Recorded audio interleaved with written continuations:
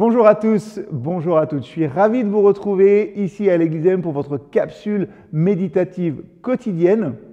Comment vivre ce qu'on croit, hein? On travaille là-dessus depuis une semaine. Je vais prendre un exemple encore tiré de ma vie quotidienne et de ce que j'ai vécu depuis 1 an et demi à peu près. Vous savez, j'ai déménagé 2 fois en 1 an. Et c'est toujours terrible un déménagement.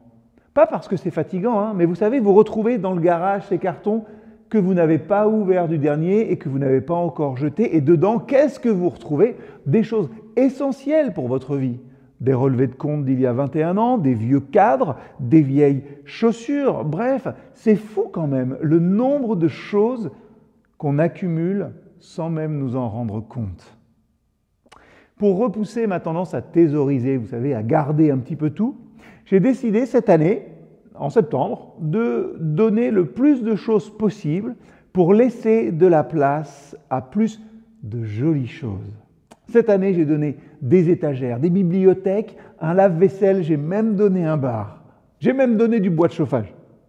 La vérité, c'est que si nous voulons faire de la place et ajouter des jolies choses dans notre vie, alors on doit se débarrasser des anciennes. Ça ne s'applique pas qu'à nos possessions, ça ne s'applique pas qu'à ce qu'on a. Ça s'applique à nos blessures, à tous les souvenirs que l'on collecte finalement au fil de notre vie. Comme nos placards se remplissent, on y a fait allusion aussi cette semaine, et nos agendas aussi se remplissent de tous les oui que l'on prononce. Bien sûr, ce sont des oui à des belles choses. C'est difficile de dire non. C'est comme se noyer dans, je sais pas, du chocolat.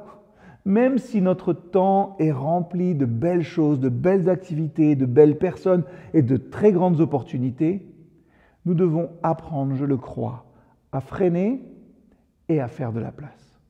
Vous savez, les moments les plus doux de l'existence, ils arrivent à l'improviste. Ce sont peut-être des longs trajets sur les routes de campagne en automne, ou ce sont des randonnées qui laissent place à l'exploration et à notre esprit de réfléchir.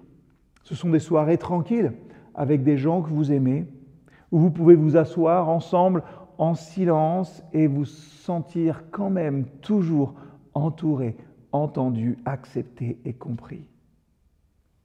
Dieu ne peut pas ajouter de belles choses à nos cœurs s'il n'y a pas de place dans nos vies.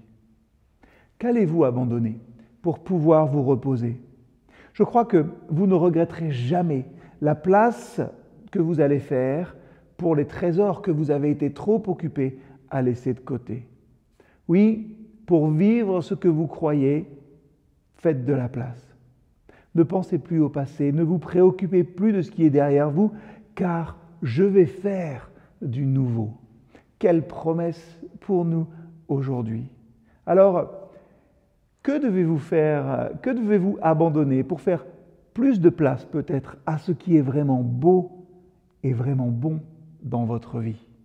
Je vous laisse réfléchir et je vous dis à très bientôt.